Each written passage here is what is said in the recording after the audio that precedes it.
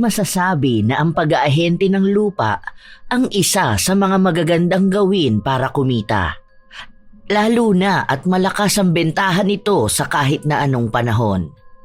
Isa yon sa naging dahilan kung bakit sinubukan ni Sam na pasukin din ang pag-aahente. Nasilaw rin siya sa laki ng perang makukuha niya sa komisyon. Ngunit dahil din dito, nagsimulang magsilakbo ang galit na magdadala sa kanya upang balikan ang kakayahan na matagal na niyang kinalimutan. Ito nga kaya ay makakatulong sa kanya upang makamit ang paghihiganting nais niya o ang magkukulong sa kanya sa kasalanang dapat ay limot na niya. Oo nga, maganda nga ang kitaan dito. Imagine, makabenta ka ng 5 million na halaga ng lupa. May 5% commission ka na. May bonus pang 100k. Dun pa lang sa bonus panalo ka na. Paano pa kung nakuha mo na ang komisyon mo? Kung masipag ka pa, tapos marami kang maibebenta, solid na ang monthly income mo niyan. Magiging mayaman ka na kaagad. Kinakabahan kasi ako sa ganyan eh. Baka kasi mamaya takbuhan lang ako ng makakasama ko. Alam mo naman na may mga nakakagalit sa ganyan. Dami ko na kasing naririnig na ganyan eh. Tatakbuhan ba naman kita? 5 taon na tayo magkakilala, Sam. Alam mo naman na noon pa man, matagal ko na itong ginagawa. Kahit magtanong ka pa sa mga kasamahan kong ahente ng lupa, wala akong tinabla sa kanila. Tignan mo si Marie. Hindi ba nakapagpatayo na siya ng sarili niyang bahay? Dati magka-partner kami niyan. Kaso, nagsolo na siya ngayon kasi gusto niya siya lang ang mag-isa sa komisyon. Pero ikaw kasi, hindi mo pa pwedeng gawin yun. Dahil bago ka pa lang. Mahirap kang makahanap ng may-ari ng lupa na magtitiwala sa'yo. Ako, marami na akong kakilala. Kaya nga gusto kitang maipasok sa ganitong linya. Kasi nararamdaman kong magaling ka rito. Para naman, makaangat ka na rin sa buhay. Sino-sino ba naman ang magtutulungan, di ba? Tayo-tayo lang na may hirap, na may pangarap sa buhay. Sige, kakausapin ko muna si Mister. Basta balitaan mo ko ha. Bukas ipapakita ko sa iyo yung lupa na ibebenta natin. Para maipaliwanag ko sa iyo ang mga gagawin mo. Madali lang naman yun. Walang trabaho si Sam dahil ang gusto ng asawa niya ay manatili lamang siya sa bahay. Meron silang 2 anak. Ang bunso na lang ang pinag-aaral nila. Ngunit kahit na ganoon, hindi pa rin maiwasan na makaramdam sila ng hirap sa buhay. Ginugusto ni Sam na magkaroon pa ng ibang pagkukuhanan ng pera. Sinubukan na niya ang pagbebenta ng mga alahas, ngunit hindi yun malakas sa kanilang lugar.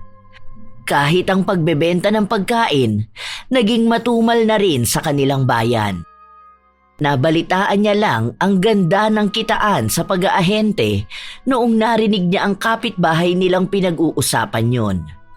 Nang makausap niya si Rick, naengganyo siya, ngunit may pagdadalawang isip pa rin. Nang gabing yon ay kinausap ni Sam ang kanyang asawa at tinanong kung pwede siyang mag-ahente ng lupa dahil pakiramdam niya ay doon sila yayaman. Pumayag naman ang kanyang asawa, ngunit sinabi na huwag niya lang pababayaan ang kanilang pamilya. Sinigurado naman ng ginang na kaya niyang pagsabayin ang pag-aalok ng lupa at ang pag-aasikaso sa kanilang pamilya. Habang nasa kusina, naguhugas ng plato ang bunso niyang anak na si Gigi. 2 lang silang naiwan sa kusina.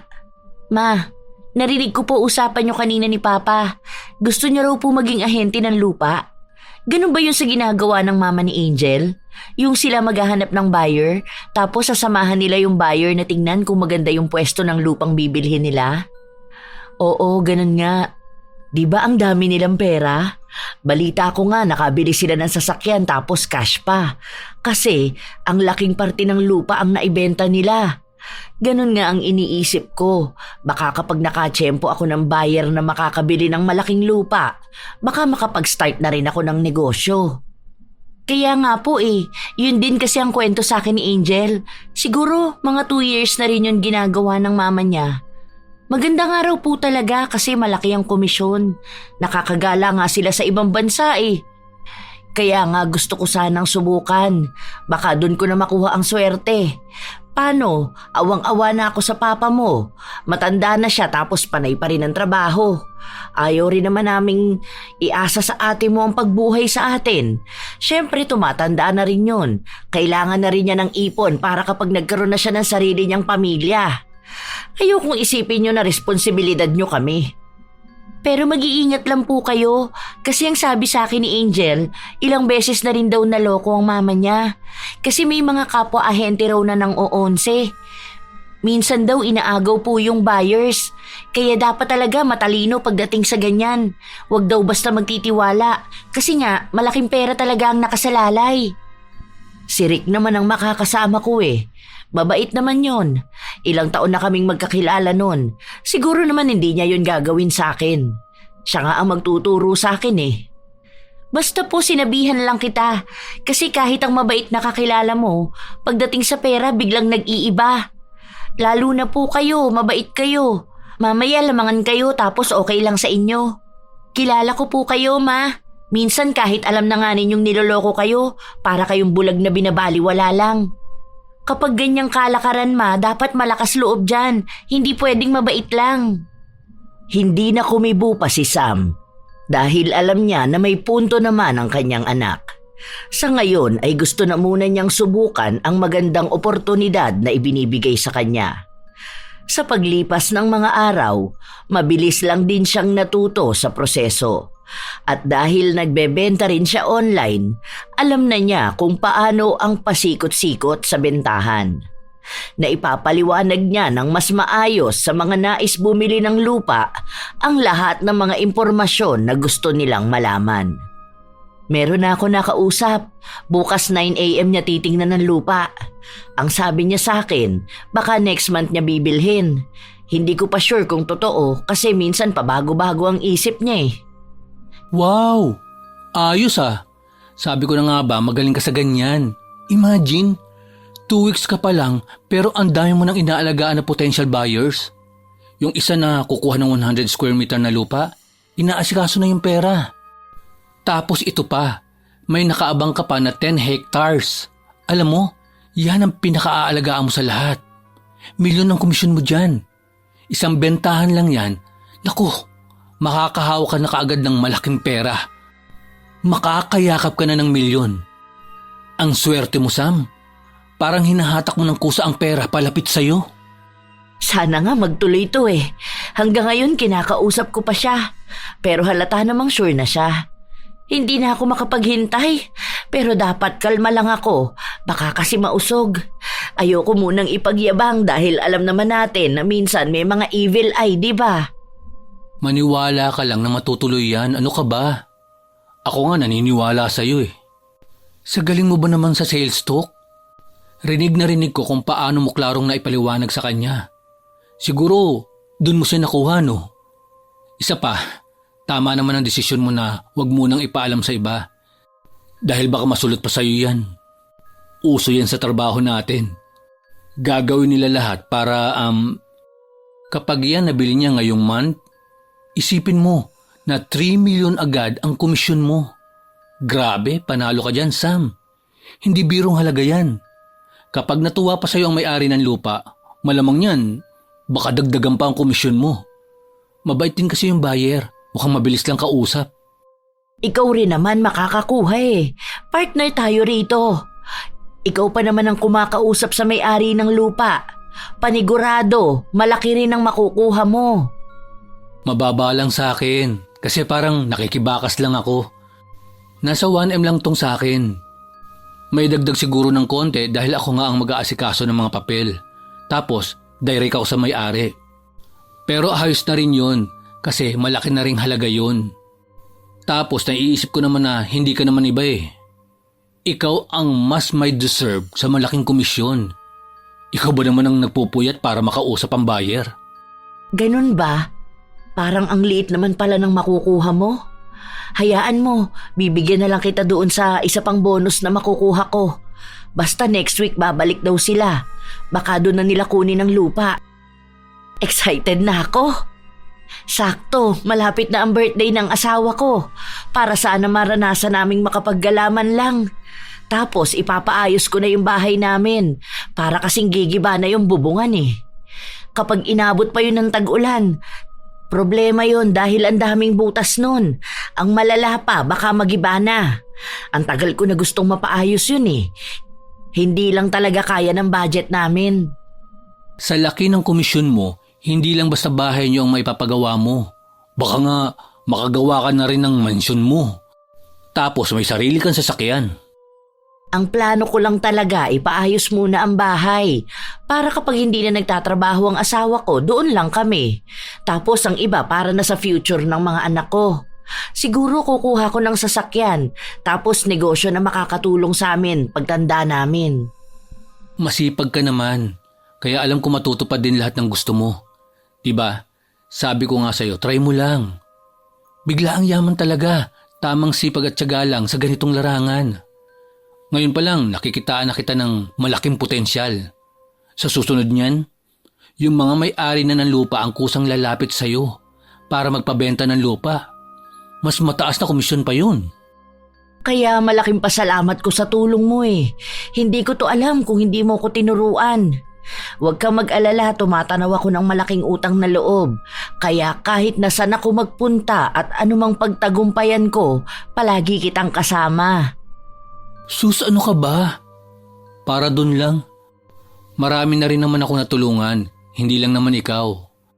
Kaso, yung iba na nagsolo na, nakalimutan na ata ako. Kahit makasalubong ko sila, hindi ako pinapansin. Akala ata nila makikibakas ako sa mga benta nila. Pero hayaan mo na. Alam ko naman na hindi ka nila katulad eh. Ay oo naman, hindi naman kasi nila ako katulad eh. Siguro yan yung mga tao na ayaw malamangan. Kaya ang akala nila sa'yo kalaban ka nila. Ang bait mo nga eh, hindi mo ako pinabayaan sa mga ganito. Kasi naging mabait ka rin sa akin. Ganun lang yun. Babalikan ka ng kabutihan mo sa kapwa. Basta, full support ako sa'yo. Lalo na ngayon nakikita ko kung paano ka unti-unting nagtatagumpay sa pagiging ahente mo. Malaki talaga ang magiging pasalamat ni Sam, lalo na at unti-unti na rin niyang nakikita na may nangyayari sa kanyang ginagawa. Iniisip niya pa lang, alam na kaagad niyang mabibigyan na niya ng magandang buhay ang kanyang pamilya, lalo na ang kanyang 2 anak. Sa paglipas ng mga araw, naging maganda ang takbo ng pag-aahente ni Sam. Ang dapat nabibili ng ilang ektaryang lupain ay nagkaroon ng problema sa paglabas ng pera nila sa bangko, kaya aabutin pa yon hanggang sa susunod na buwan. Ngunit nakabenta naman siya ng iba pang lupa, kahit na maliliit lang na porsyento yon, malaki na ang naitulong sa kanyang pamilya. Nasimula na rin niyang maipagawa ang ibang parte ng kanilang bahay. Hindi na sila kinakapos sa pera, kaya nakakain na nila ang mga gusto nila. Alam niya sa kanyang sarili na malayo na talaga ang nilalakbay ng kanilang pamumuhay. Gusto niyo bang lumabas naman tayo next month? Parang ang sarap siguro sa Baguio o kaya Ilocos ano? Kahit mga 1 linggo lang tayo. Wala namang pasok ang 2 to dahil Holy Week. Tapos pwede naman sabayan ng leave ni Ana. Ano sa tingin niyo? Minsan lang naman to sa 1 taon eh. Ang mahal lang gagastusin natin doon, Ma. Sayang naman ang pera. Pwede naman outing na lang tayo dyan sa libreng dagat. Saka na natin gawin yun kapag kaya na namin ni ate. Kasi sa ngayon, baka bigla tayong magipit eh. Gusto naman namin yung idea na gagala tayong pamilya. Kaso malaki magagastos natin, Ma. Hayaan nyo kapag nagkaroon na ako ng trabaho, kahit sa nyo pa gustong gumala, lahat yun pupuntahan natin. Bakit nyo ba iniisip ang magagastos? Kung sakali nga kahit mag-1 linggo pa tayo sa El Nido ba yun? Yung nakita kong magandang dagat sa Palawan. Kahit doon tayo magstay, hindi naman basta mauubos ka agad ang pera natin. Para namang ang dami mong pera, Ma. Ano, may milyon ka na ba? Nanalo ka ba sa loto nang hindi namin alam? O baka naman may nakuha kang pamana sa pamilya mo na hindi mo alam na milyonaryo pala? Wala pa, pero parating na ang milyones ko. Bukas, kukunin na nung matandang mayaman yung 10 ektaryang lupain na sinasabi ko. Cash niya yun babayaran. Tapos ang sabi ng may-ari ng lupa, dadagdagan niya ang porsyento ko dahil ang bilis lang ng naging transaksyon namin sa pagbebenta ng lupa. Mabait din at madaling kausap yung buyer. Sabi nga ni Rick, tuwang-tuwa raw sa akin ang may-ari ng lupa kasi ako lang daw ang nakapagbenta ng lupa na yun. We, totoo ba yan, Ma? Magkakaroon na ng milyon ng pamilya natin? Sa pagkakatanda ko, kasisimula mo lang dyan ah. Paano nangyari yun? Sigurado po ba kayo dyan? Malaking pera yan, tapos hindi nyo man lang nakakausap ang may-ari. Palagi pang dumadaan kay Kuya Rick. Sabi ko nga sa'yo, maganda talaga ang ganitong pag-aahente. Malaki ang kitaan at mabilis lang yumaman. Basta samahan mo lang talaga ng sipag at tiyaga. Minsan kasi may mga makukulit na panayan tanong tapos hindi naman bibili. Meron naman yung minsan lang magtanong tapos malalaman mo na sa ibang ahente naman pala bibili. Parang sinasayang yung effort mo. Naranasan ko na yan eh. Nito lang nakaraan, sa akin nagtanong tapos sa iba bumili. Pero yung kay Kuya Rick, sure naman na yung hindi ka tatablahin. Syempre naman, excited na nga rin siya eh. Bakit naman ako tatablahin yan? Siya pa nga ang todo asikaso sa mga ginagawa ko. Supportive lang talaga siya at masaya sa nangyayari. Huwag na natin pag-usapan ng mga ganitong negatibong bagay kasi baka mablock lang ang swerte. Okay po. Basta siguraduhin niyo po na sa inyo didirekta ang pera na komisyon niyo. Mahirap na kasi dahil baka dyan na magkalabasan ng ugali. Basta, sure na to. Makakahawak na rin ako ng milyon sa wakas. Magiging maayos na rin ang takbo ng buhay natin. Ay, salamat naman sa Diyos. Walang paglagyan ang saya ni Sam habang ikinukwento niya ang tagumpay niya sa kanyang mga anak. Ang pamilya naman niya ay masaya para sa kanya dahil ang mga pangarap nila ay unti-unti nang matutupad.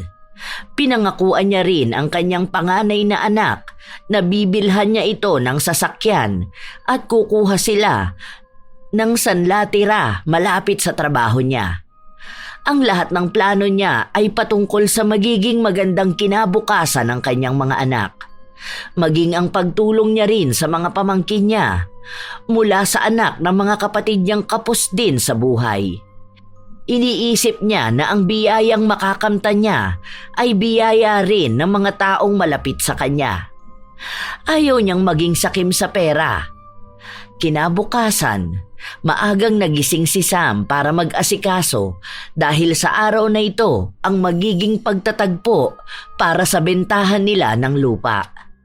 Nak, hindi ko alam kung anong oras ako makakauwi. Kapag wala pa ako, tapos papasok ka na sa school, iwan mo na lang sa tindahan ni na Aling Jessa ang susi. Hinihintay ko pa po ang announcement kung may pasok ba, pero maliligo na po muna ako. Good luck para mamaya po, Ma. Iuwi mo po ang milyon natin. Umalis na rin kaagad ang dalaga para magpunta sa banyo. Habang abala si Sam sa pag-aasikaso sa kanyang sarili, ilang sandali pa ay narinig niya ang malakas na sigaw ni Gigi na umaalingaw-ngaw sa loob ng bahay. Mama! Si Papa bigla na lang bumagsak! Naku! Anong nangyari? Dalian mo dyan, gisingin mo ang ate mo. Samahan niyo akong dalhin sa ospital ang papa niyo. Bilisan mo! Naghahalo na ang pasanin sa utak ni Sam. Hindi na niya naisipan pa ang tungkol sa lupa dahil ang iniisip niya sa ngayon ay ang kalagayan ng kanyang asawa. Nang makarating sila sa ospital, tila ba naging blanko ang kanyang kaisipan. Para siyang nakalutang at hindi na maintindihan ang mga salitang naririnig sa paligid. Umupo ka na lang muna dyan, Ma. Kumalma ka po muna. Magiging maayos din si Papa. Baka masama lang ang pakiramdam niya. Hintayin na lang po natin ang doktor na lumabas. Yan kasing papa niyo eh. Sinabi ko na nga na wag na siyang masyadong magtrabaho. At kapag masama ang pakiramdam niya, pwede naman siyang hindi pumasok. Ang tigas kasi ng ulo niyan eh. Ilang beses ko na siyang tinanong kung may sakit ba siya, pero panay siyang sabi na kaya naman daw niya. Hindi ko alam ang gagawin ko kapag may masamang nangyari sa papa niyo. Huwag po kayo magsalita ng ganyan, Ma. Basta magiging ayos po siya mamaya. Kumalma po kayo. Baka naman bigla kayong atakihin sa puso. Kami na muna po ni ate ang bahala rito. Inabutan ni Gigi ng tubig ang ina, habang ang ate naman niya ay nakikipag-usap sa doktor na kalalabas lang ng emergency room. Nang matapos ang usapan na yon, agad na lumapit si Ana sa kanyang ina at sinabi na na-stroke ang kanilang ama. Tila ba pinagbagsakan ng langit at lupa ang pamilya nila. Noong araw din na yon, ilang beses na tinawagan si Sam ng matandang bibili ng lupa. Ngunit lutang siyang kinakausap ito kaya hindi sila nagkakaintindihan. Ang sinabi na lang ni Sam ay naroon ang kanyang katuwang sa pagbebenta. Pinatawagan din ng ginang si Rick para sabihan na siya na lang ang mag-asikaso sa lupa dahil nasa ospital siya. Pumayag naman si Rick at siniguro sa kanya na babalitaan na lang siya para sa komisyon niya. Kinabukasan, si Gigi ang inutusan ng kanyang ina para puntahan si Rick sa bahay nito. Dahil ang huling balita lang na sinabi ni Rick ay tapos nang magbayad ang matandang bumili ng lupa. Magandang araw po, Kuya Rick. Pinapunta po ako ni Mama. Ang sabi niya nakausap na raw po niya kayo tungkol sa komisyon niya. Oo. Andito ka na pala. Akala ko mamaya ka pa pupunta. May ginagawa pa kasi ako eh. May mga inaasikaso akong papeles. Pinapatapos kasi sa akin ito para dun sa ibang mga lupa na naibenta namin. Medyo busy kasi ako eh.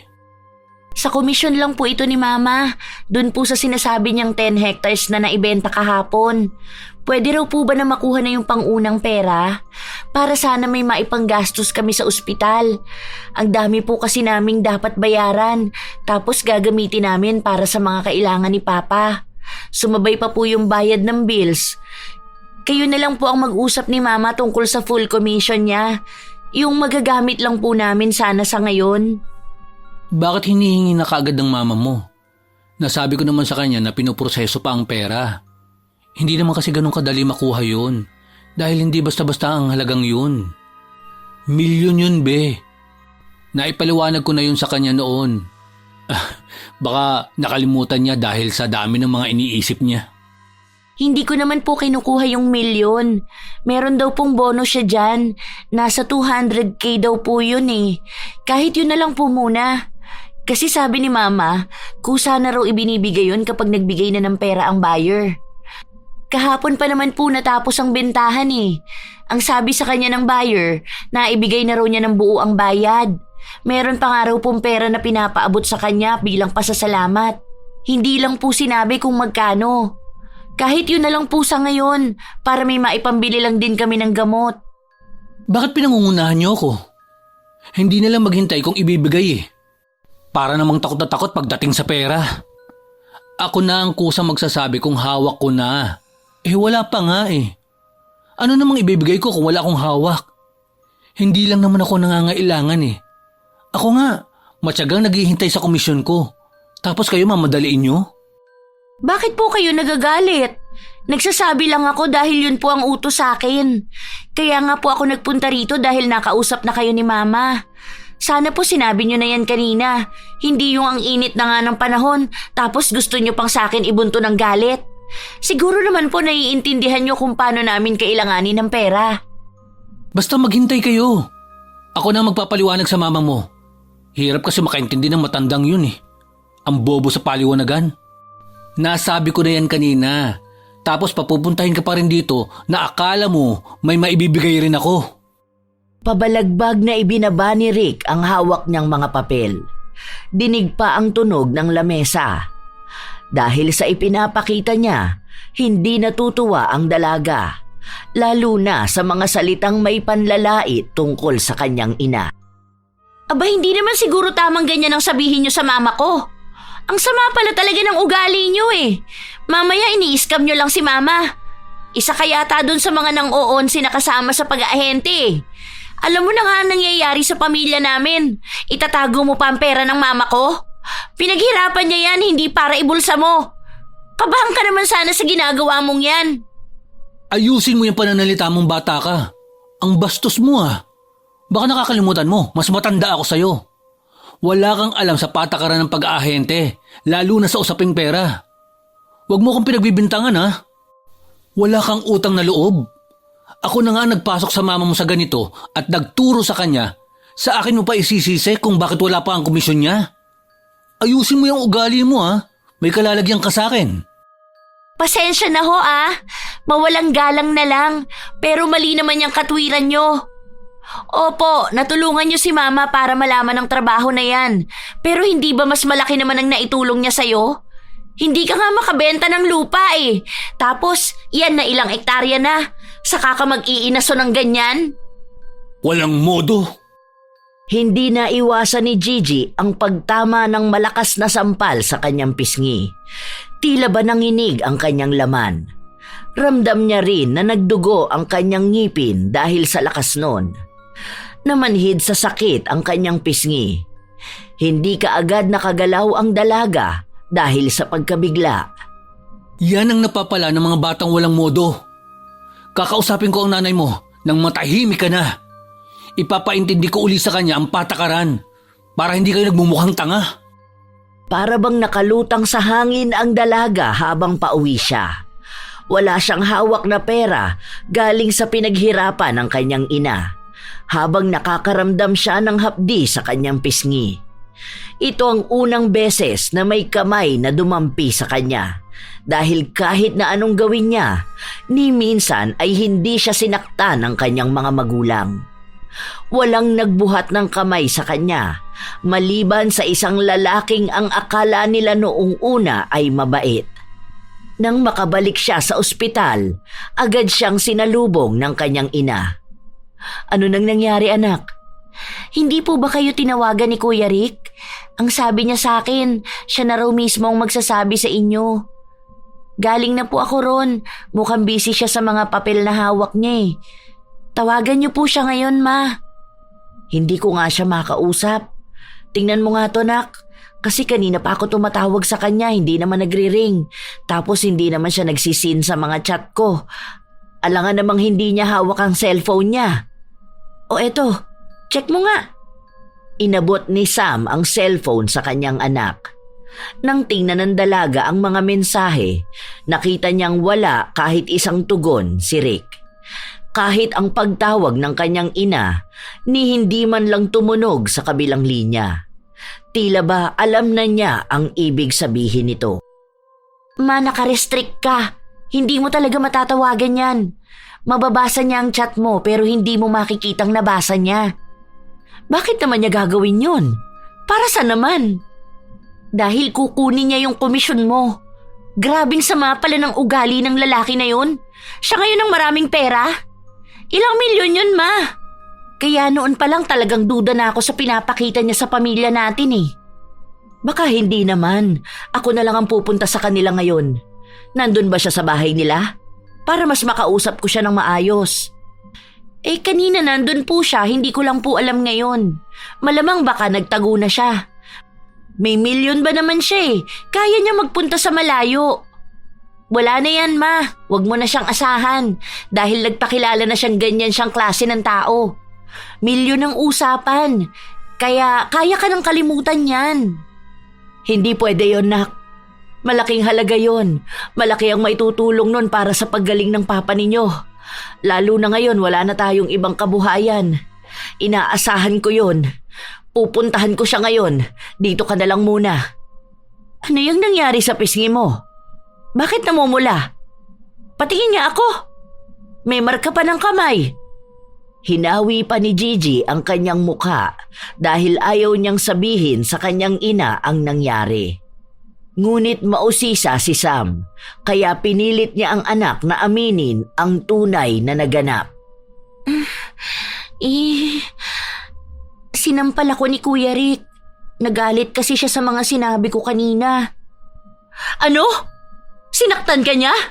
Bakit kailangan kanya saktan kung may nasabi ka? Kaming ang pamilya mo, hindi ka dinadampian ng kamay. Tapos siyang walang naging ambag sa pagpapalaki sa'yo, gaganyanin ka? Sandali, hindi ako papayag. Ayoko sa lahat yung sinasaktan ng mga anak ko.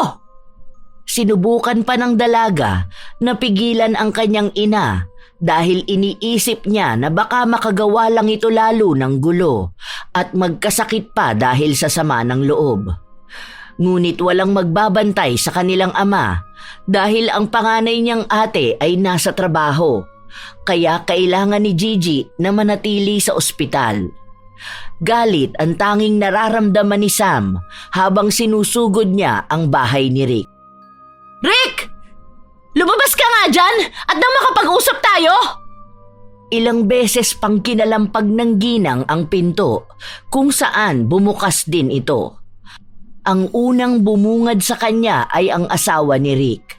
Sinabi sa kanya na wala nga raw doon ang kanyang asawa at may inaasikasong mga papeles. Ngunit hindi naniwala si Sam. Alam niyang naroon ang lalaki at pilit lang itong pinagtatakpan ng kanyang asawa. Hindi nagpatinag si Sam. Kahit na pinagtitinginan sila ng mga tao, nagsisigaw pa rin siya. Hanggang sa napalabas niya ng tuluyan si Rick. Ano bang iskandalo to, Sam? Bakit sumusugod ka pa sa bahay namin kahit gabi na? Kaysa gulo ang inaatubag mo, bantayan mo yung asawa mong naging baldado na. Huwag ka rito magkalat ng kahihiyan mo. Bakit ganyan ka na magsalita ngayon? Alam ko ang ginawa mong pananakit sa anak ko. Ang kapal ng mukha mo. Wala kang karapatan na sampalin siya. Ayoko sa lahat ay ang naaagrabyado ang pamilya ko. Isa ka ring magulang. Dapat alam mo yon. Paano namang hindi masasaktan ng anak mo? Ang bastos ng batang yun eh. Alam mo bang kung ano-ano ang sinasabi tungkol sa akin? Hindi man lang magkaroon ng utang na loob na tinulungan kita na magkaroon ng ganitong trabaho. Hindi mo man lang ba tinuruan ng batang yon? Nakakawalang gana kayong tulungan dahil parang nagiging responsibilidad ko pa kayo. Kahit paanong ugali ang ipinakita sa'yo ng anak ko, wala kang karapatang saktan siya. Sana sinabi mo sa akin at ako ang didisiplina sa kanya. Inutusan ko lang siya na kunin ang pera kong komisyon dahil napag-usapan na natin yon. Anong komisyon ba ang iniiyak mo dyan? Wala kang pera makukuha dahil wala ka naman nung nagkabentahan ng lupa. Anong iniisip mo? Magtatrabaho kami para sa'yo? Wala ka ron. Meaning, wala kang ambag. Oo, wala ako nung bentahan ng lupa. Pero ako ang nag-alok nun sa kanya. Nakiusap lang ako sa'yo dahil ikaw na rin naman ang nag-aasikaso ng mga papel. Pinagkatiwalaan kita tapos ganito lang ang sasabihin mo sa akin? Nangako ka pa sa akin na magiging safe ang pera ko. Tapos ngayon, kung umasta ka, akala mo may naging ambag ka sa pagkumbinsi sa kanyang bilhin ng lupa na yon?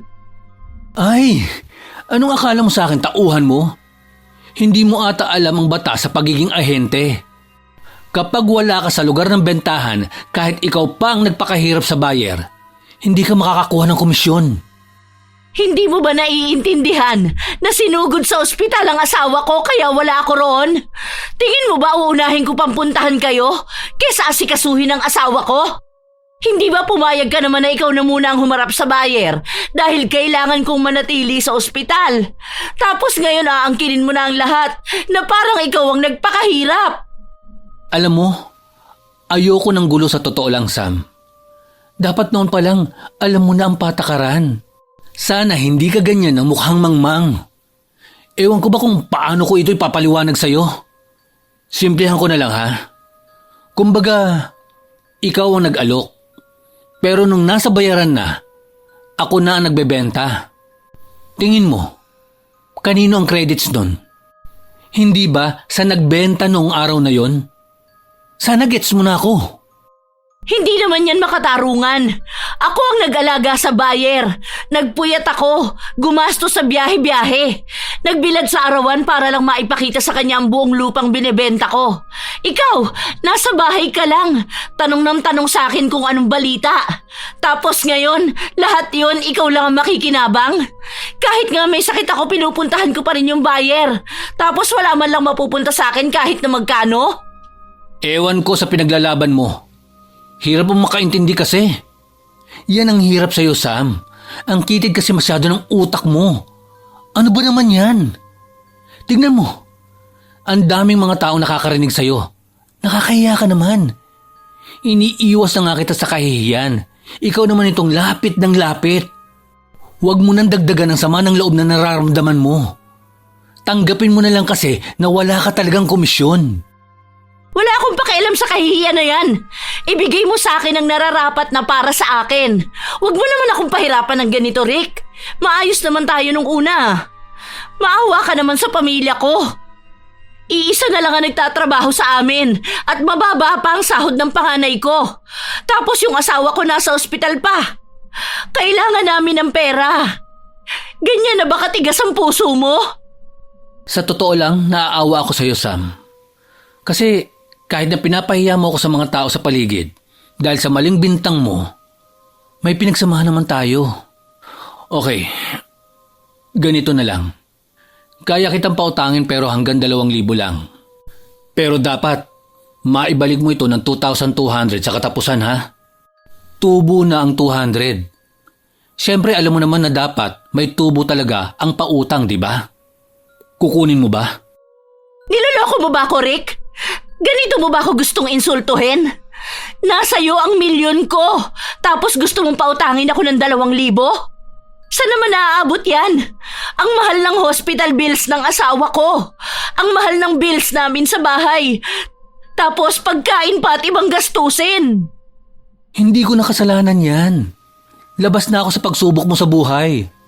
Ang sa akin lang kung tatanggapin mo ang tukay na ipapautang ko sa'yo.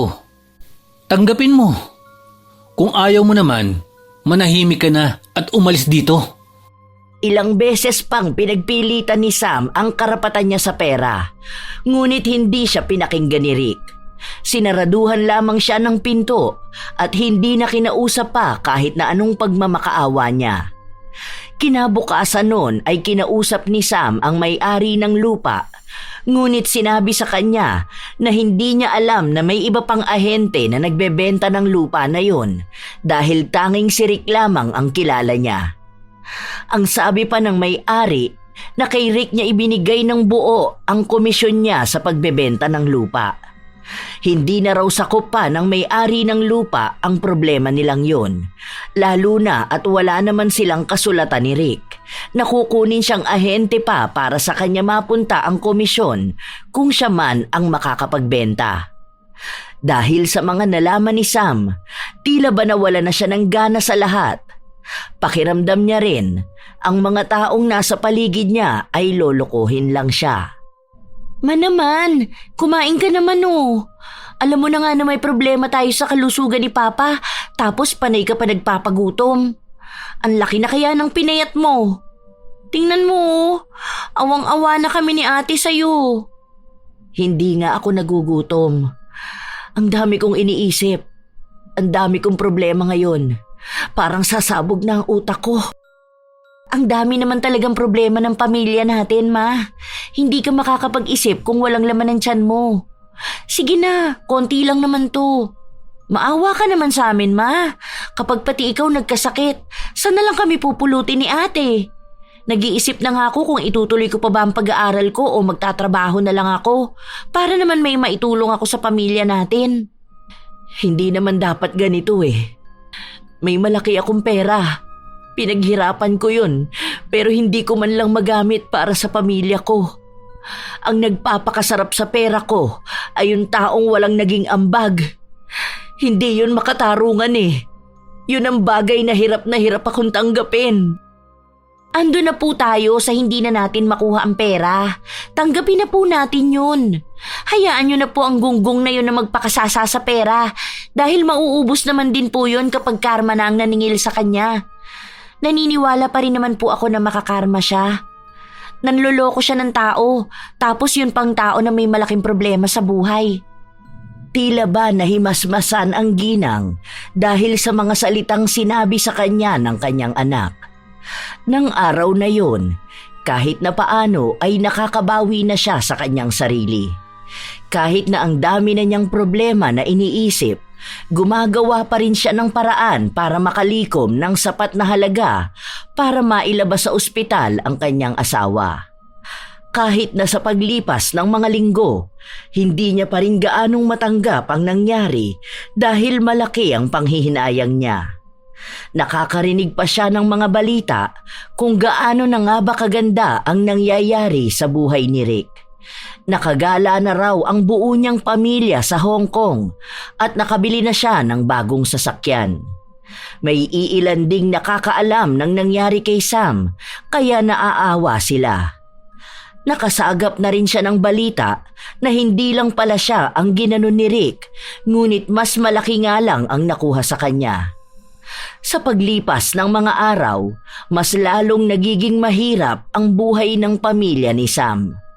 Habang naglalakad siya sa palengke, muntika na siyang masagasaan ng isang kotse. Buwisit na driver yun ah! Nasa gilid na nga parang sinasadya pa! Teka nga ma, susugurin ko yan. Bulag naman yata yan, hindi na sana siya nagsasakyan. Nakakainis! Wag na, hayaan mo na lang. Hindi pwedeng hayaan yan.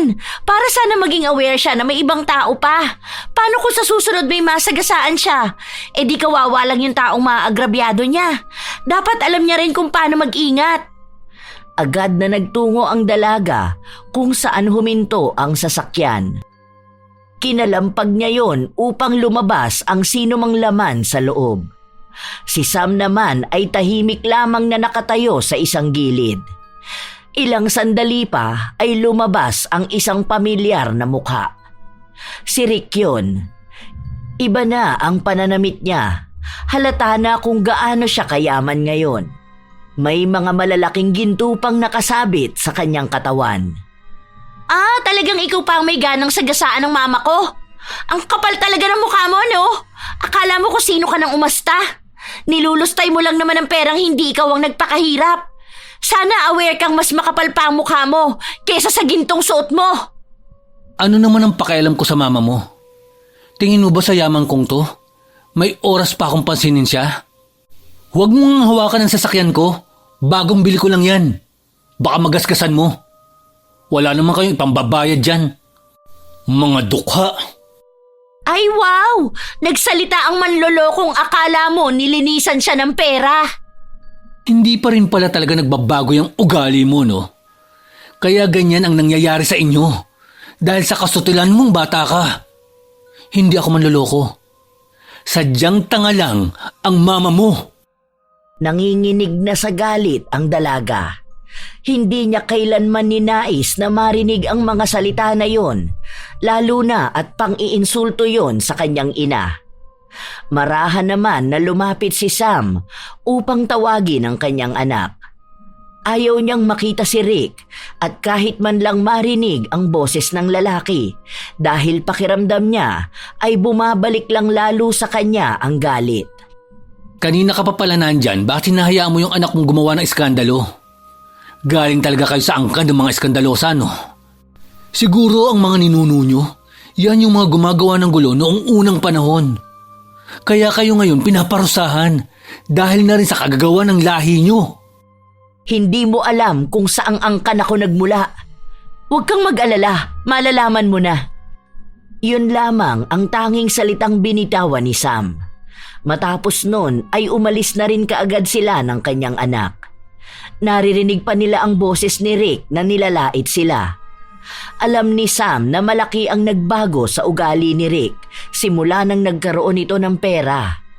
Iniisip ng lalaki na kahit anong mangyari ay hihiga siya sa limpak na salapi. Nang makauwi na ang dalawa, inasikaso na kaagad nila ang pagkain dahil pupunta pa sa ospital si Sam. Dahil siya ang papalit sa panganay niyang anak na magbabantay sa kanyang asawa. Nak, ikaw na munang magbantay sa papa mo. Wala naman kayong pasok bukas, di ba? Bakit po? Pwede naman po, pero kasi maglalabas sana ako. Ako na ang bahala dyan. Basta ikaw na munang magbantay sa papa mo. Bukas na ako pupunta. Aasikasuhin ko lang yung mga papel sa munisipyo para makalabas na siya. Aayusin ko rin kasi ang kwarto. Hindi na umapila pa ang dalaga. Nang maasikaso na nila ang lahat ng mga gamit na dadalhin sa ospital, umalis na rin kaagad si Gigi. Si Sam naman nanatili sa loob ng bahay. Madilim na ang kalangitan at siya na lang mag-isa.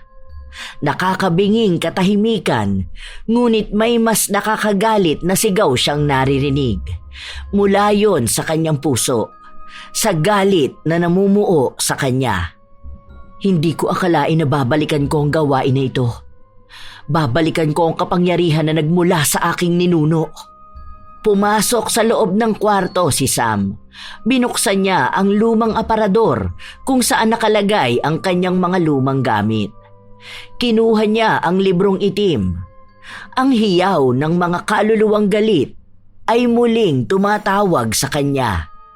Simula nang magkaroon ako ng pamilya, ipinangako ko sa sarili kong hindi na kita kailanman bubuksan. Ngunit ngayon na ang pamilya ko na ang naaagrabyado, ikaw lang ang nag-iisang bagay na makakatulong sa akin. Kailangan kita ngayon. Kailangan ko ang galit na magbibigay katarungan sa paghihiganti ko. Marahan na binuklat ni Sam ang libro. Tila ba ang bawat nakatatak sa itim na libro ay sabik din sa kanyang pagbabalik. Ang kakayahan na minsan niyang tinalikuran ay muli niyang niyayakap. Sinimulan niyang gumawa ng ritual. Kahit na matagal na ang nakalipas simula ng huling beses niyang mambarang. Tila ba kabisado niya pa rin ang lahat. Hindi na naging mahirap pa para sa kanya ang ginagawa niyang ritual. Ang kulang na lang ay ang madikitan niya sa balat ang lalaking binabarang niya. Kinabukasan, habang nag-aasikaso sa munisipyo ang ginang, nakasalubong niya si Rick. Mataas ang noo nitong naglalakad at para bang bawal siyang kantiin. Anong ginagawa mo rito? Munisipyo ito. Hindi mo naman ata ito binili. Sa bagay, tama ka nga naman. Siguro, hihingi ka ng tulong pinansyal, no? Wala ka naman kasi pagkukuhanan eh. Tama ka nga dyan. O teka, may dumi ang braso mo. Ay, aray, ano ba yun? Ang gaspang naman ng kamay mo, nakakadiri. Talagang dinampi mo pa sa balat ko? Agad na ring umalis si Rick, habang ang galit na tingin ni Sam ay nakasunod sa kanya. Nakakatakot na ngisi ang sumilay sa mga labi ni Sam, na halatang unti-unti nang kakalat sa katawan ni Rick ang sumpang ipinataw niya. Ilang araw pa ang lumipas, nasa bahay na lang inaalagaan ni Sam ang kanyang asawa. Wala pa ring nakikitang progreso sa kanya, ngunit hindi pa rin tumitigil ang kanilang pamilya na manalig na gagaling din ang kanilang padre de pamilya. Ma, may papasukan sana akong trabaho. Yung iba ko kasi mga kaklase, gusto rin mag-apply doon. Bakit ka maghahanap ng trabaho? Wag na, ako nang bahala sa pag-aaral mo. Nakakagawa naman ako ng paraan para magkaroon ng pera. Kapag nagtrabaho ka, baka maging malaki pa ang epekto niyan sa pag-aaral mo. Hindi naman po, Ma. Yung iba ko nga kaklase nagtatrabaho na eh. Kaya ko naman po yan pagsabayin. Hayaan niyo na po ako. Mas bata po ako sa inyo at mas malakas naman akong di hamak. Dito na lang po kayo sa bahay. Kahit na kayo na lang po muna ni Papa ang magkasama. Habang nag-uusap ang mag-ina, nakarinig sila ng usapan mula sa labas ng bahay.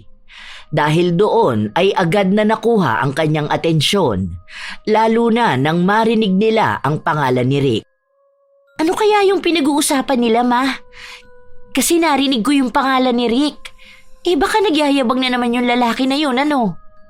Hindi na napigilan pa ni Gigi na makisali sa usapan ng mga matatanda nilang kapitbahay.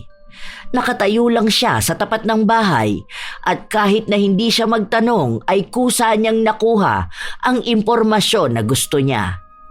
Dahil sa pagkabigla, agad niya ring ikinuwento sa ina ang balita na kanyang nasagap. Ganun ba?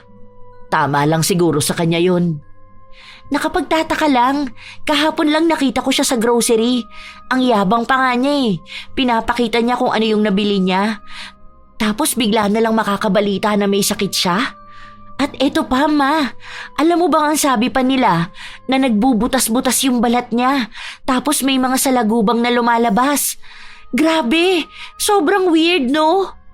Hindi ba marami naman siyang pera? Siguro magagamot yun ng doktor niya. Marami naman siya ipinagyayabang. O sige na, may mga aasikasuhin pa ako. Hindi pinapahalata ni Sam na masaya siya sa kanyang nabalitaan. Lalo na at umiepekto na ang barang na kanyang ginagawa.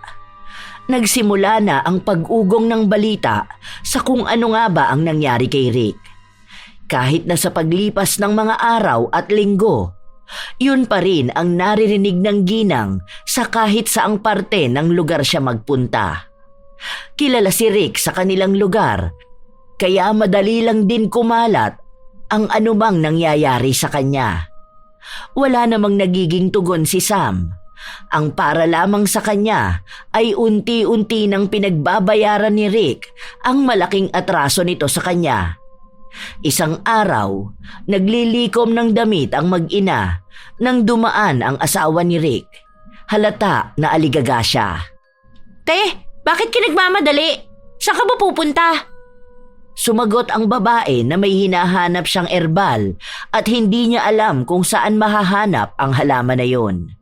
Ang sabi kasi sa kanya ay yon ang gamot na malakas pangontra sa barang. Ngunit kahit saan sila magpunta, hindi nila mahagilap. May mga binili na rin daw sila pero lahat yon ay peke. Nang makaalis ang babae, agad na lumapit si Gigi sa kanyang ina na walang kahit na anong emosyon na makikita sa mukha. Narinig ko sa kaklase ko, Ma, na nabarang daw yang si Rick. Kasi hindi naman daw normal na may mga salagubang nalalabas sa balat ng isang tao. Oo nga naman. Totoo palang barang? Nakakatakot naman. Paano kapag ang isang normal na tao bigla na lang nabarang? Ano yun? Habang buhay na lang siyang lalabasan ng insekto sa katawan? Ang pambabarang na ganyan ay may malalim na dahilan. Hindi niya yan mararanasan kung walang dahilan. Maaaring yan ang ganti sa dami ng mga kasalanan na nagawa niya. Ngayon niya tawagin ang perang sinasamba niya. Malalaman niya kung hanggang saan lang siya kayang samahan ng yaman na yan. Lumipas pa ang ilang buwan, walang nagbabago sa kalagayan ni Rick. Nabalitaan na lang nila na ibinebenta na ang ilan sa mga ari-arian ng kanilang pamilya. Maging ang mga sasakyan na naipundar nila, lahat yon ay naubos na. Sinadya ni Sam na dumaan sa bahay ni Rick upang siya mismo ang makakita ng kalagayan ng lalaking binarang niya. Noong una, hindi naman talaga niya gustong pumasok sa loob ng bahay. Ngunit ang asawa na mismo ni Rick ang nagpapasok sa kanya. Nakikita mismo ng mga mata ni Sam kung paano bumagsak ang katawan ni Rick. May mga butas din sa kanyang katawan kung saan pinaglabasan yon ng mga salagubang. Hindi na siya nag-aksaya pa ng oras sa pananatili, lalo na at ayaw naman talaga niyang makausap si Rick. Hindi rin siya nakaramdam ng kahit na anong awa dahil ang mga ganoong senaryo ay normal na sa kanya noong bata pa lamang siya.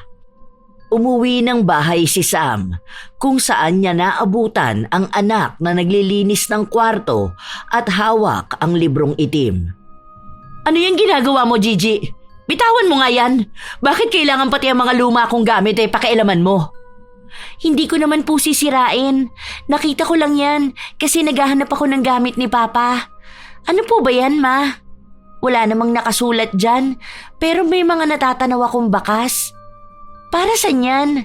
Lumang-luma na yan ah. Basta wag mong pakikialaman ito, ha? Kahit na anong mangyari, wag mo na ulit itong hahawakan. Kahit na maraming katanungan na nabuo sa utak ni Gigi, sinunod niya pa rin ang kanyang ina. Ngunit sa paglipas ng mga araw, tila ba binabagabag ang dalaga sa maaaring lihim na nakakubli sa librong itim.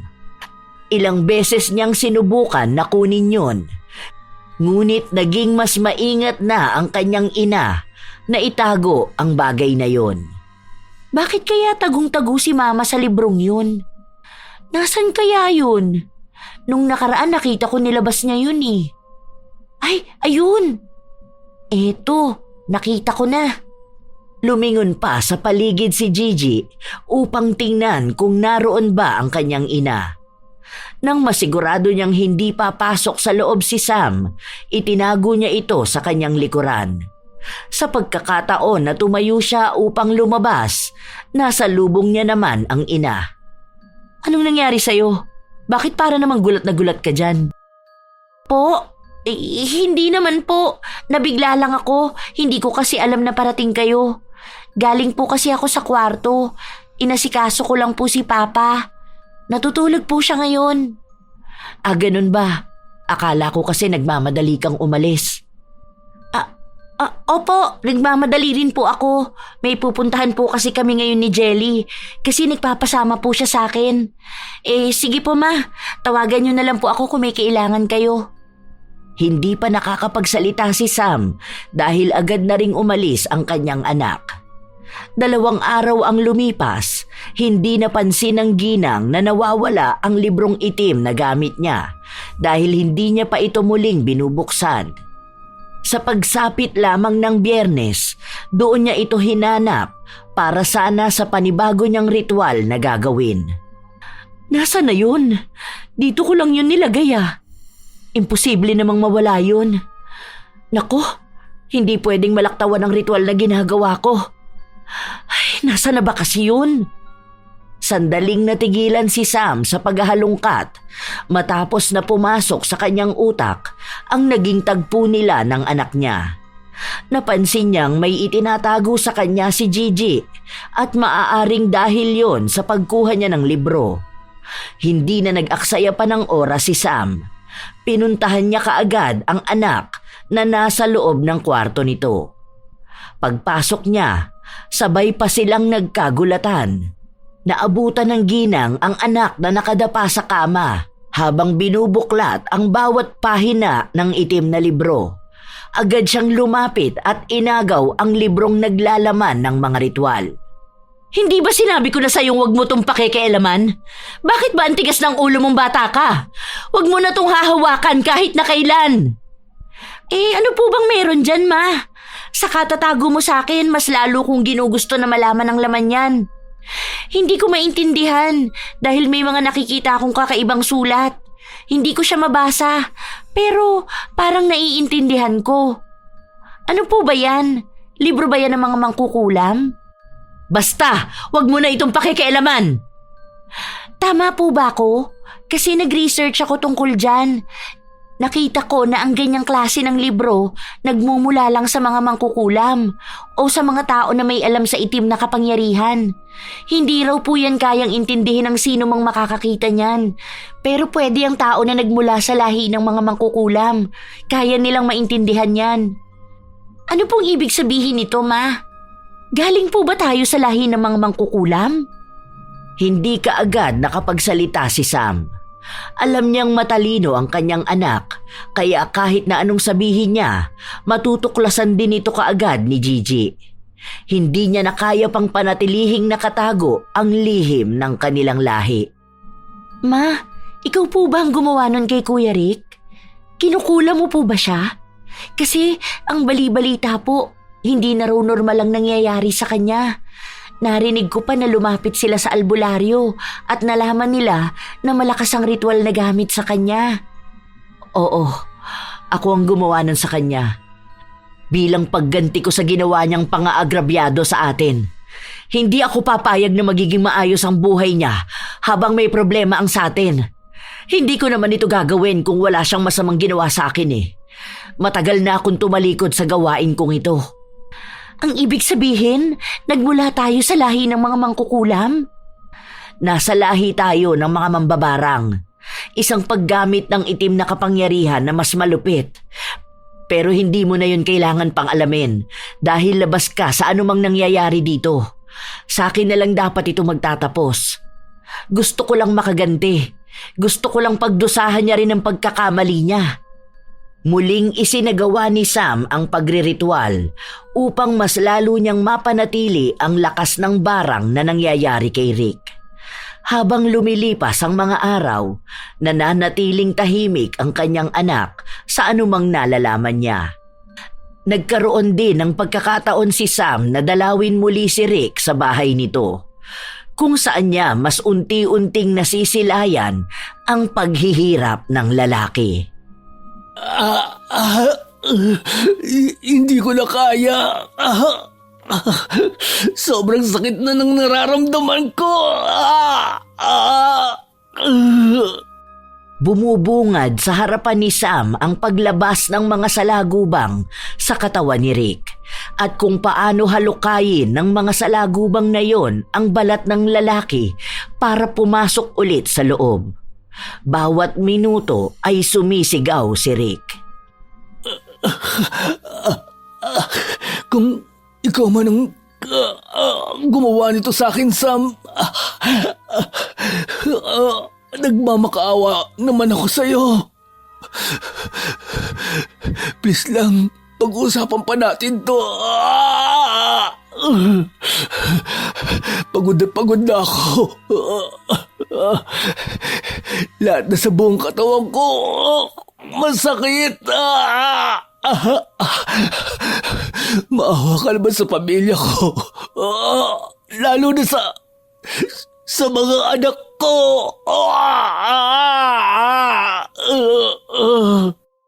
Ako ba ang unang tao na naisip mong kayang gumawa niyan sa'yo? Isa ka lang sa naisip ko. Dahil alam kong marami na akong pagkakamali. Ang dami kong naagrabyadong tao. Hindi lang ikaw.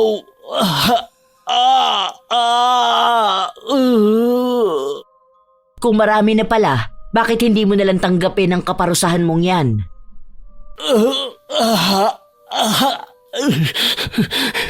Sobrang sakit nito. Lahat na naapektuhan sa amin. Ang kabuhayan ng pamilya ko. Ang mga anak ko. At ang mga pangarap ko para sa kanila.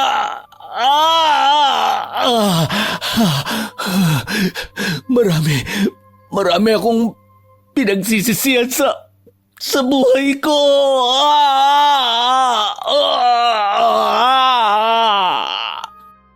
Nakakaramdam ka pa pala ng mga ganyang bagay? Ngayon mo pa naramdaman na magsisi kung kailan ganyan ang nangyayari sa'yo?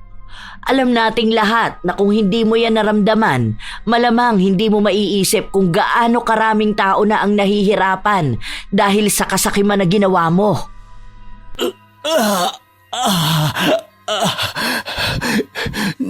Naiintindihan ko ang galit na nararamdaman mo para sa akin. Dahil alam ko naman na kaya ka nagkakaganyan. Dahil sa perang hindi ko binigay sa'yo. Isa na rin yun sa umuusig sa konsensya ko ngayon.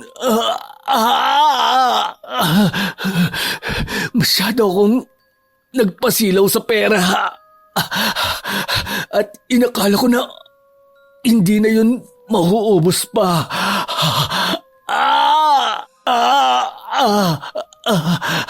Ngunit ngayon na hindi na kinaya ng pera na pagalingin ako.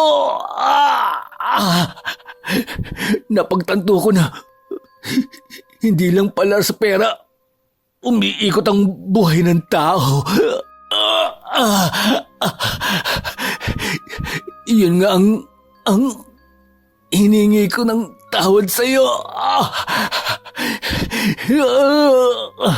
Hindi ko man hinihiling na mapatawad mo kagad ako.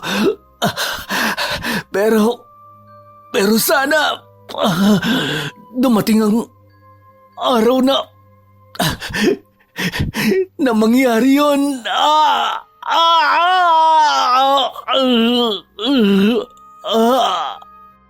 Hindi na nagbitaw pa ng kahit na anong salita si Sam. Wala ring kahit na anong emosyon siyang ipinakita. Ang alam niya lang ay naghihirap na ang lalaking binarang niya. Nabibigyan na rin ng saysay ang pagdurusa niya dahil lang sa panloloko ng lalaki na yon. Sa paglipas ng mga araw, palala ng palala ang balitang natatanggap ni Sam tungkol sa kalagayan ni Rick. May isa kasing albularyo na gumamot sa kanya, ngunit hindi kinaya ang lakas ng sumpa na ipinataw niya. Kaya sa halip na gumaling ang lalaki, nakaramdam pa ito ng mas malala. Dumoble ang bilang ng mga salagubang na lumalabas sa kanyang katawan. Habang nasa labas si Sam at nagpapahangin, nilapitan niya ang kanyang bunsong anak. Ma, andyan ka pala? Akala ko naman po natutulog na kayo ni Papa. Hindi ba malamok dyan? Bakit gising ka pa? Matulog ka na rin at may pasok ka pa yata bukas. Huwag ka na sinabing magpuyat eh. Exam nyo pa yata. Wala naman pong pasok bukas. Holiday po, di ba? Dito na lang po muna ako. Sasamahan ko na lang kayo makapag-isip-isip. Alam ko po na tungkol yan sa pambabarang nyo kay Kuya Rick. Alam nyo po ba na walang-wala na talaga sila? Kahit po yung mga benepisyo sa gobyerno, hindi na nila magawang malapitan. Yun ding mga anak niya, hindi na yata nakapag-aral pa. Sayang nga, ang talino pa naman nung isa niyang anak. Bakit kailangan mo pang sabihin sa akin yan? Tingin mo ba mababago niya ng isip ko? Hindi ko naaalisin sa kanya ang sumpa. Hindi naman siya kaagad mamamatay dahil mahaba pa ang lalakbayin ng pagdurusa niyang yan. Yun na nga po napakahabang pagdurusa para sa kanya. Naiintindihan ko naman po na galit kayo sa kanya. Dahil na rin sa pagiging sakim niya, nahihirapan tayong ipagamot si Papa. Pero hindi po ba kahit na paano naman nagiging maayos na ang kalagayan ni Papa? Nagtutulungan naman po tayong pamilya. Sinaktan niya ako, galit na galit din ako sa kanya. Pero ngayon po na nakikita ko siya, siguro naman po sapat na yung pagbabalik nila sa hirap para lang tigilan niyo na yan. Bata ka pa anak, kaya hindi mo pa masyadong naiintindihan ang mga bagay-bagay. Hindi lang naman siya sa akin may kasalanan Para na rin niyang paghihigante ng mga taong hindi makaganti. Alam niyo po ba na napatawad na siya ng mga yun? Yung ibang naagrabyado niya, yun ang tumutulong sa pamilya niya. Siguro naman po sapat na yun para ma-realize niya rin ang pagkakamali niya. Bakit hindi niyo po siya bigyan ng isa pang pagkakataon para patunayan na nagbago na nga siya? Kasi po sa nakikita ko sa inyo, kayo na rin po mismo ay nagbabago na. Parang noong muli niyong ginawa yung ritual, ibinabalik niyo sa sarili niyo ang galit ng nakaraan. Lahat na po ng bigat na ipon na sa inyo. Ayaw niyo pong maipasa sa amin ang kapangyarihan at ang sumpa ng galit. Ngunit paano niyo po yun maiiwasang maibigay sa amin kung ngayon pa lang pinaparamdam niyo na sa amin na ito ang lahing pinagmulan at ang lahing ipagpapatuloy namin? Iba na po ang pakiramdam sa loob ng bahay. Hindi na po ito ganun kasaya katulad noon. Kahit hindi niyo sabihin, ramdam namin ang mga kaluluwang napupuno ng galit. Please ma, kayo na rin po ang nagsabi sa akin. Mas magaan ang pusong nagpapatawad. Sana po alam niyo rin yun para sa sarili niyong galit. Hindi ko po gustong pangunahan kayo, pero umaasa din akong maramdaman ulit ang kapayapaan sa bahay natin. Hindi na naalis pa sa isipan ni Sam ang mga salitang sinabi sa kanya ng kanyang anak. Ilang araw pa ang lumipas, hindi pa rin binabawi ng ginang ang anumang sumpang nakapataw sa kaluluwa ni Rick. Nakatanggap siya ng balita na tila ba ubos na ang lakas ng lalaki at siya na rin daw mismo ang nagmamakaawa sa kanyang asawa na wakasan na lang ang kanyang buhay para hindi na rin sila mahirapan. Doon na tila ba unti-unting nakaramdam ng awa si Sam. Lalo na nang nakita niya ang mga anak ni Rick na nahihirapan na rin sa buhay. Nagtatrabaho sila sa murang edad at hindi na naituloy pa ang pag-aaral. Nalaman ni Sam na lahat ng ginagawa niya ay nagkakaroon ng malaking epekto sa mga inosente. Ayaw niyang makita ang mga anak niyang naghihirap ng ganon. Kaya bakit nga ba niya hahayaan ang mga bata na yon na ganon ang maranasan? Galit siya kay Rick, ngunit naisipan niyang oras na para magpatawad. Binawi niya ang sumpa. Noong una ay nahirapan pa siya dahil sa lakas ng ritual na gawa niya noon. Nagkasakit din siya dahil sa pagsalo pabalik ng sumpa, ngunit hindi rin naman yun nagtagal. Sa paglipas ng mga linggo at buwan, unti-unti na ring umayos ang kalagayan ni Rick. Nawala na ang paglabas ng mga salagubang, ngunit kailangan pang maghilom ang mga sugat sa kanyang katawan.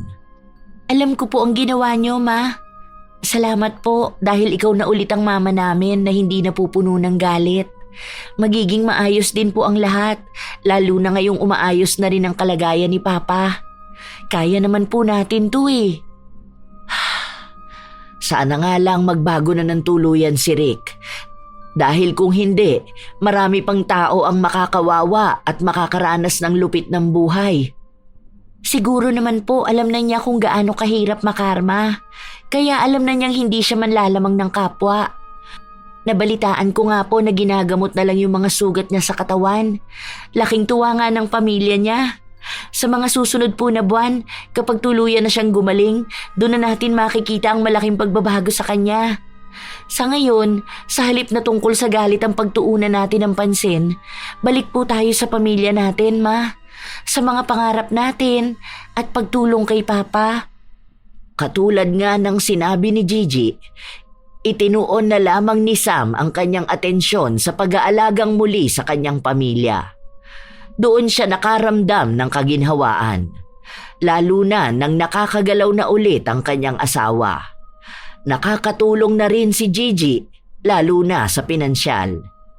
1 taon ang lumipas hanggang sa muli na ulit nakabawi si Rick.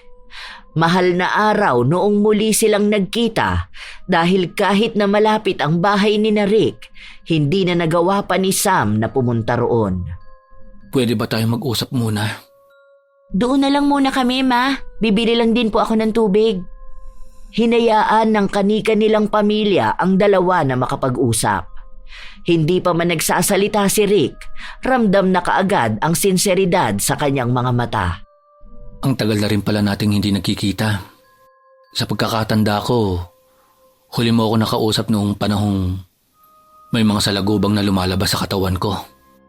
Oo, nung humingi ka ng tawad sa akin dahil sa nagawa mong pagkuha ng komisyon ko.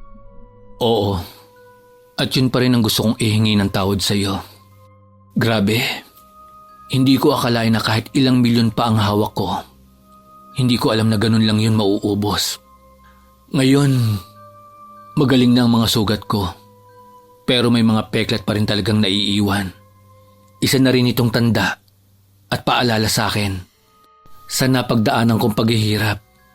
Sa tuwing nakikita ko ito, naaalala ko ang pangalawang buhay na mayroon ako. Tinuturing kong pangalawang buhay ito. Dahil ito, yung buhay na gusto ko ng pagbabago. Mabuti naman natutunan mo na rin ang mga ganyang bagay. Ang akala ko kapag naging maayos ka na ulit, babalik ka sa dati. Hindi na. Marami na ang nagbago sa pananaw ko. Simula nung nagkasakit ako ng ganun kalala. Ayoko na ulit maranasan yon. Karma na nga akong may tuturing. At ngayon na napatawad na ako ng mga taong nagawan ko ng masama, hindi ko napapangarapin pa uli na gumawa ng mali. Totoong nagbago na ako. Isipin mo rin sana ang pamilya mo. Maaaring sila rin ang nagligtas sa'yo para magkaroon ka ng panibagong pag-asa. Basta sa akin, napatawad na kita. Hindi na rin ako umaasa na muling magkaroon ng kahit na anong koneksyon sa'yo. Lahat tayo may mga natututunan sa mga nangyayari sa nagdaang taon. Hayaan mong mabawi ko ang tiwala mo. Pangako, sa pagkakataon na ito, tama na at mas maayos na. Sa'yo ako nakagawa ng malaking pagkakamali. Hindi na kailangan pa, Rick. Magbago ka lang para sa sarili mo at wala na sanang sino man ang makaranas ng nangyari sa akin. Sarili mo ang tulungan mo at ang pamilya mo. Wala na sa akin ang pagbabalik ng tiwala. Ang mahalaga na lang ngayon ay ang pagpapatawad na naibigay ko. Hindi na naghintay pa ng salita si Sam. Nagpaalam na rin siya kaagad upang umalis na. Hindi na niya kailangan pang pahabain ang kanilang usapan. Nasabi na niya ang lahat ng gusto niya at hanggang doon na lang yon. Muling umandar ang mga araw, gumagaling na rin ang asawa ni Sam. Ang librong itim na hawak niya ay tuluyan na rin niyang ibinaon. Ayaw na niyang makagawa pa ng pagkakamali na magtutulak sa kanya para balikan ang anumang kapangyarihan na kanyang binitawan na. Lagi nang nakatatak sa kanyang utak ang sinabi ni Gigi na ang kanilang tahanan ay hindi niya dapat pinahihintulutang pasukin ng galit. Dahil ang galit na yon ang tuluyang sisira sa ganda ng kanilang pamilya. Namumutawi ang galit sa sinumang naaagrabyado na tanging paghihiganti lamang ang nagiging sandalan. Ngunit sa huli, mapagtatantong pagpapatawad pa rin pala ang tanging magpapalaya sa mga galit na kaluluwa. Shout out sa ilan sa mga masusugid nating tagapakinig. Christine Rapanan, Romulo Laman Jr., Chris Alcantara, Vivienne Baterbonia, Cute Survivor, Leia Tuazon, Cola Lona, Kuya Gio 720 at Mary Grace Maloloyon. Ito ang inyong Lola Telang at maraming salamat sa inyong pakikinig.